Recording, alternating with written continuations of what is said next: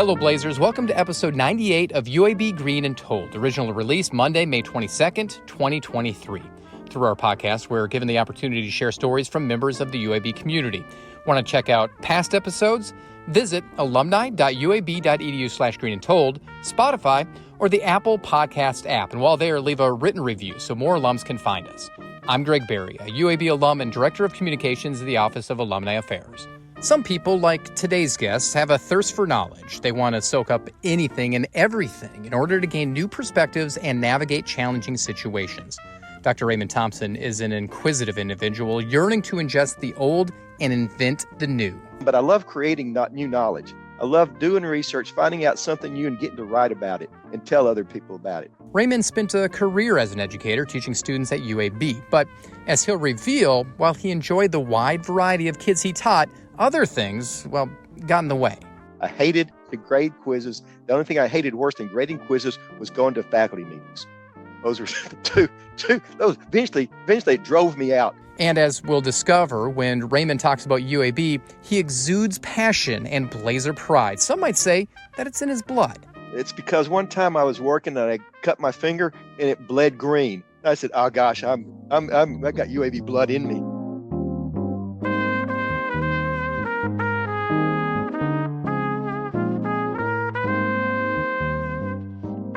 Raymond Thompson is a Birmingham guy. While he was born in South Beach, Florida, his family moved to the Magic City's West End when he was only 3.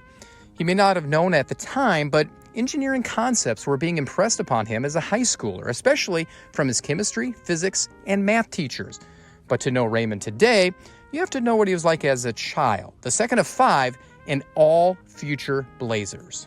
I had 4 brothers and sisters, so there's 5 kids. Dad worked hard. At a lot of things. He had a machine shop at one time on Lom Avenue. Was a welding and machine shop. We knew a lot of the racers over at BIR International Raceway, which for those who don't know it, Birmingham used to have a racetrack, and Donnie Allison, Bobby Allison, all those NASCAR guys used to drive what they called super modifieds. And Dad knew them and he worked with them, and kind of racing, playing ball growing up. As a kid, we had a lot of kids. You got to remember, this is the 50s. This is baby boom era. There must have been 25 kids on our block, close to my age. And so, somebody says, "Let's play some football." You'd have 2, 10-man scrums out there playing football in somebody's yard. And it was not hard to get a game going. And so we were always hanging out together, playing wiffle ball or something. That was growing up. Where are you in the pecking order with the Thompson clan?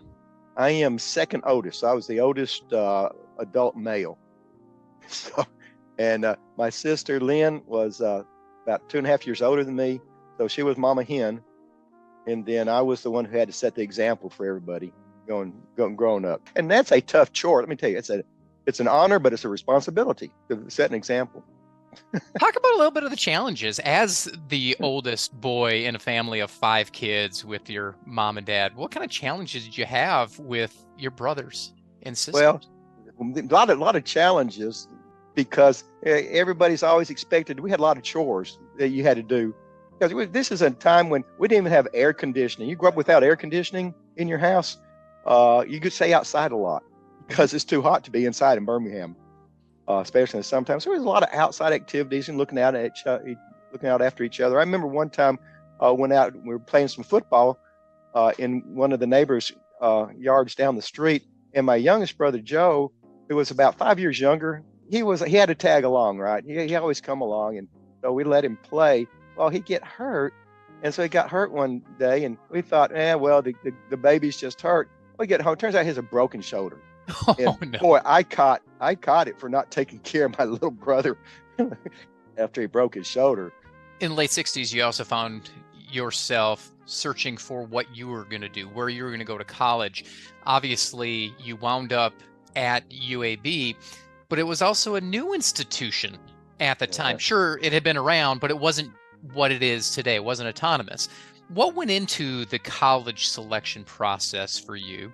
West End was not your upper class neighborhood, and most people in West End, and there were a lot of kids in West End that were looking for that next thing. The first thing we had to deal with was the Vietnam draft. So as we were graduating, they were doing the lottery numbers. And so we'd wait around our junior year. We waited around to see what our lottery number was. And so if you got those low numbers, you went in the military, you went to the reserves. If you had a higher number, then you had the option. I was fortunate enough to get a high number, so I didn't have to worry about. I think my draft number was 276 in 1969, 1970. Okay. And so I didn't have to do the draft. So my next thing was, well, where am I going to go to college? This was a modest brag. I was college material, at least I thought. Yeah. But in West End, we didn't have that much money, and so there wasn't a pot of money to go to school. And my father died my junior year in high school, and so my mom was the main breadwinner. There weren't big insurance policies that carried you through stuff. We had Social Security, which provided a certain amount for each survivor after a father breadwinner died, because back then most women didn't work. So mom had to go out and get a job. So there's a lot of turmoil at that time in my life, but you maybe don't know it because you're 18 and you're in love. I had a high school sweetheart. So we got married when Pam graduated from high school at 18 and I was 19, we got married. So we're looking at planning a marriage, looking at college. And so I probably wouldn't have gone to college if UAB hadn't given me a scholarship. UAB offered me a full ride scholarship, tuition and fees. And so I was able to go to school. It turns out Pam also got one of those full ride scholarships. So Pam and I both were able to then go to college while we were married and living in an apartment. Actually, we had a little house we rented in West End for $60 a month. And we both worked after school. But man, you went in registration was at Bell Gym. You go into Bell Gym, they had tables scattered all over the gym floor. So registration was at Bell Gym. You get registered for class. Classes were happening all day long because it was still a commuter school. We had semester hours on a quarter system. We took classes 6 to 8, 8 to 10 in the day. So we were going to school all hours of the day and night, working, being young, being married. There wasn't a time for a whole lot of other things. It was a busy time and exciting time, even at UAB. And UAB had just started an engineering school a couple of years before. So the engineering school was brand new. We got to take classes in the new engineering school for engineering. Okay. So things were scattered all over the place. And then about our junior year, they built 3 buildings. They were cleverly named Building 1, Building 2, and Building 3. And so one building was mostly for humanities. One building was for mostly physics and for the sciences. And one building, I think, was mainly a catch-all kind of building. So UAB was a really interesting place. We became autonomous. Like we said, we were no longer tied with the university. There was one course I loved at UAB. You got 1 hour credit for golf. And I loaded up my free credits playing golf at Cooper Green and Highland golf courses, because the reason you took that 1 hour, not only did you get a credit for it, but you got to play free golf. All 5 Thompson kids went to UAB. Was that just because they wanted to stay close to home, or did they feel that it was the right fit, or both? Well, it was mostly the right fit. First of all, we're so fortunate to have parents that encouraged that higher education thing. And my sister went to the Ida B. Moffitt School of Nursing first and got a nursing degree. And she came back to UAB and got her PhD in nursing from UAB. My brother got an engineering degree. The other brother got a biophysics degree. My youngest sister got a dance degree. And so UAB was close, but it was an affordable alternative to go to school. It was an opportunity. Otherwise, it'd been very hard for us and for many people in our same neighborhoods, like I said, to find a place to go to college you could afford to go. You wound up getting 2 degrees from the School of Engineering, your Bachelor's of Science, and then you got a Master of Science. After you got the master's degree, what was the plan? What did you want to do when Ray Thompson grew up? That was decided somewhere else in the cosmos. Raymond Thompson growing up was very naive and uneducated and unprepared for college or college life or this or that. I didn't know much outside of West End. And so getting out into the bigger world was foreign for us. Ray Buchanan, professor at UAB, thought that I needed to go to graduate school and get a doctorate. And he worked on me and convinced me to go to Vanderbilt University to do a PhD. And you chose teaching. Oh, I loved, first of all, I'm one of those unique people who does like the books. I like the research. I love research. I love learning new things. And as I got into to my more research career, I don't want this to sound like it's going to sound, but I love creating new knowledge. I love doing research, finding out something new and getting to write about it and tell other people about it.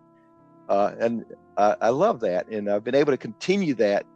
One thing in high school, my senior for summers, and then also at my first year and a half at UAB in the mornings to noon, I poured curb and gutter concrete. Pouring concrete is an extremely hard and difficult thing to do, and I won't use all the 4-letter words I know to describe it because it's that type of hard work. And that you go out there and you see somebody pouring concrete and shoveling concrete and smoothing concrete, you just need to wave at them and say, "Keep it up, boys. Y'all doing great." You can't last that long doing that kind of work. And so I knew that I wanted to do something easier in life. And it turns out that research and academia, as long as God allows your brain to work, you can kind of do that for a long time. And so I've been able to do it now for 50 years. And it's just a great thing. And I liked it. I like doing the research. I like being around the books.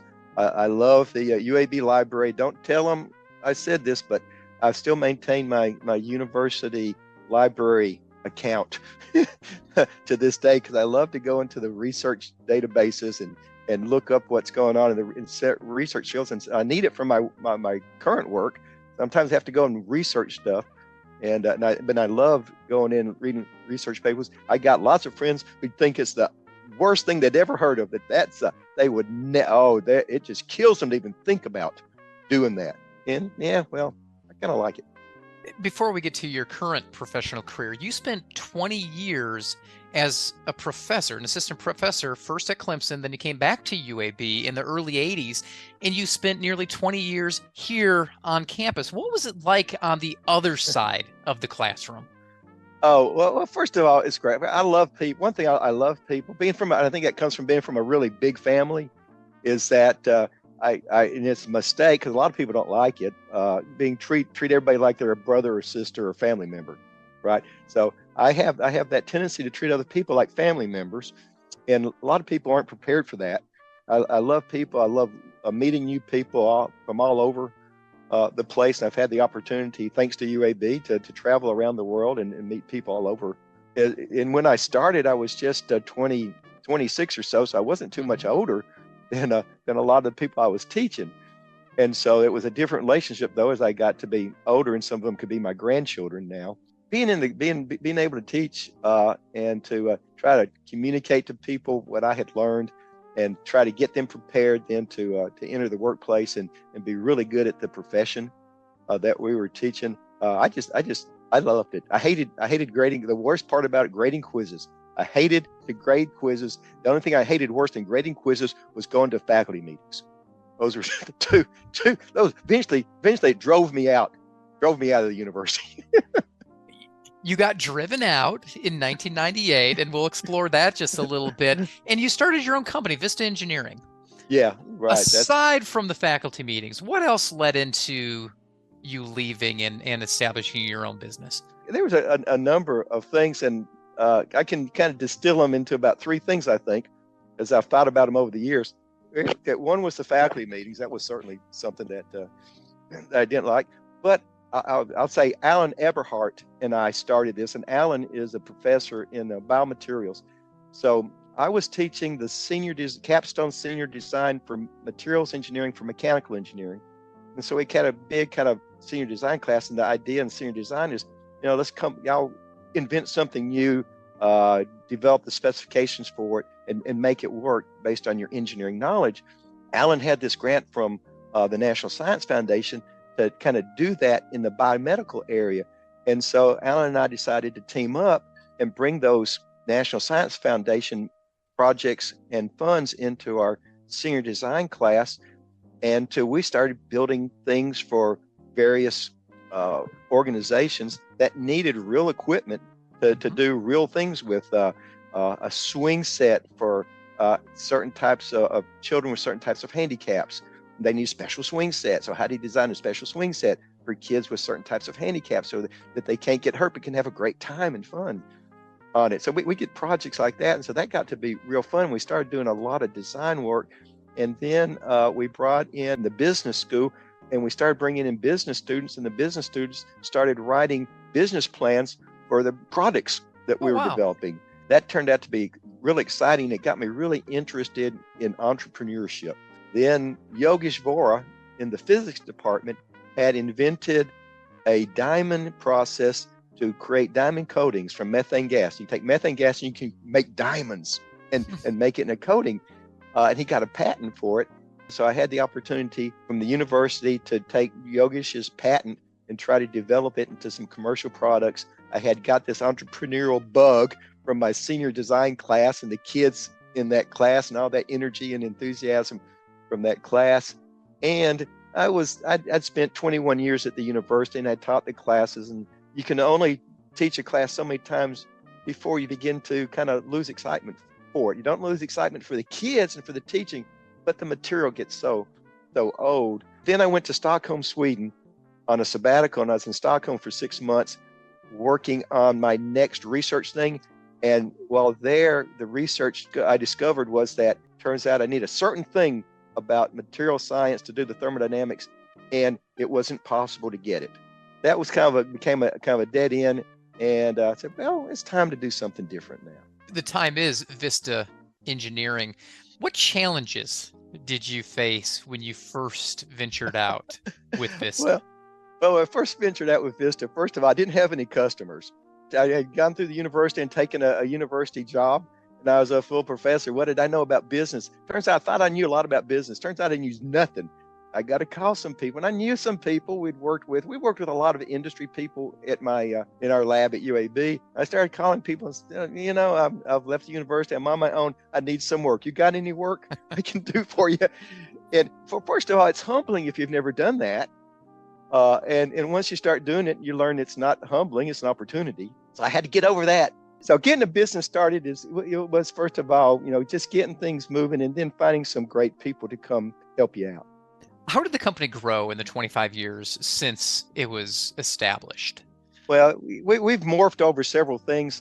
We took Yogesh Vora's patents out of the engineering school, and we worked on those for 15 years. We worked on the diamond research. We had one of the country's largest diamond reactors that we were working with, and we made a lot of diamond coatings. We put them on a lot of things, and the National Science Foundation and the National Institute of Health both supported us in our work because we tried to put diamonds on biomedical devices, on cutting tools, on all kinds of things. Turned out we never were able to perfect it. And right now, the kind of diamonds that we were working with are used mostly just for synthetic diamonds for jewelry, really. So they kind of perfected how to make a half-carat diamond from the process, but we never went in that direction. So we're doing research, but then we also got into engineering forensics very deeply, and engineering forensics really funded our research and the other things that we played with over the years. And then we kind of morphed into mostly a forensic engineering and manufacturing consulting.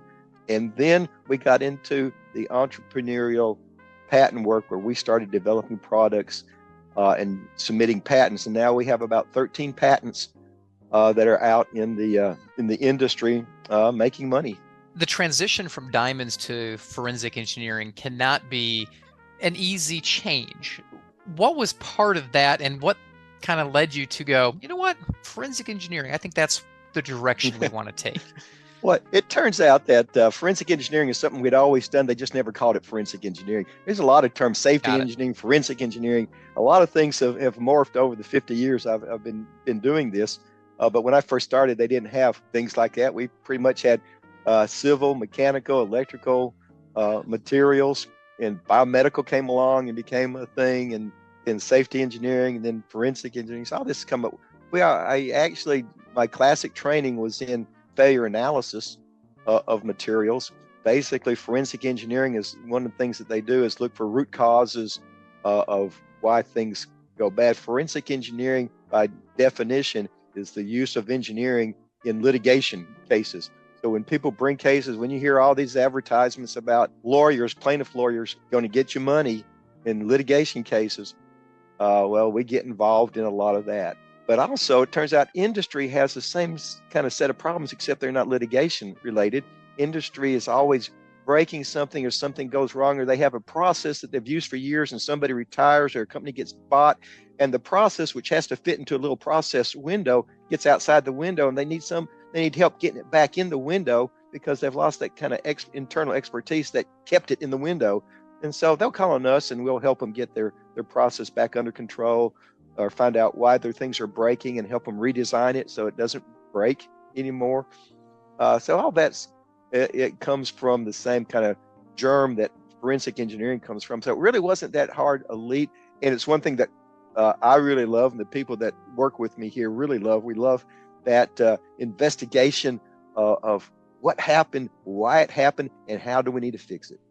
You have elected to remain close to the university post-retirement from being a professor, after graduation. Why have you kept that connection? It's because one time I was working and I cut my finger and it bled green. I said, "Oh gosh, I got UAB blood in me. I got no choice but to stay close to UAB." And so I've been able to do that with just some people. People let me, okay? People let me in. So, and I've been thankful for that over the years. Yogeshwara let me in the diamond work, so I could keep close with the diamond. And then a long-term friend, former professor, Tom Talbot, would let me in, and he became a partner in one of our endeavors. And just people like that. Jack Lemons in the biomedical school, in the medical department, let me in. We put diamond on TMJ joints, which is your joint between your mandibular and skull, and let us in. Brian Pillay in materials engineering lets us in and helps work on his ideas. The alumni, your group, the alumni let me in to be on the participate in the board. Well, people just kind enough to let me in and participate. The alumni participation, by the way, was great. I mean, what a wonderful part of my life there at UAB, getting to participate in that, which led to participation in the 5-year plan, being on the selection committee for the provost. I mean, things that I just wouldn't have been able to do if it hadn't been for being part of the alumni. So people have just let me in around the campus, and it's been great, and I've loved it. I've loved that service to the university. I owe them so much. I mean, they're so much a part of who I am and what I am, my family, just everything. No reason not to serve UAB in any way possible. How much of your success can you trace back to getting that bachelor's degree in the 70s from UAB? Business success, 100% of it, for sure. I mean, all of it.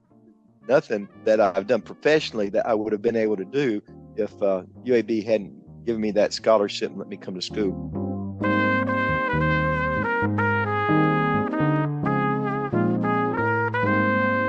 That's Raymond Thompson. Dr. Thompson is a 2-time product of the School of Engineering, earning his bachelor's degree in 1974 and master's in 1975.